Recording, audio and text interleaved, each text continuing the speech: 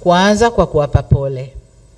Kuwapa pole kwa kazi nzito ambayo iko mbele yenu. Lakini pia niwapongeze kwa kuaminiwa.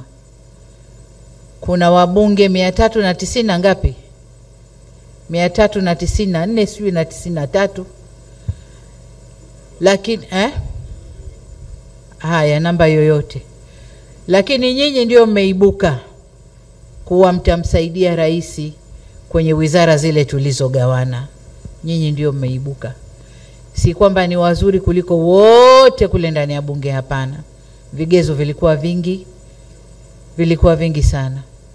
Kwa hiyo nyinyi mmeibuka, na kama mtakavyojiona mko mchanganyiko hapa ndani. Mchanganyiko kutokana na background za kiuchumi, background za kijamii, background za kisiasa. Mko mchanganyiko humo ndani.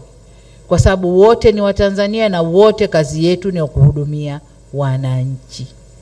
Kwa hiyo niwaombe sana, tutasema mengi kesho tukikutana kwenye retreat. Leo itoshe kusema hongereni sana, lakini mna kazi kubwa mbele yenu. Basi asanteni sana kwa kunisikiliza. FM.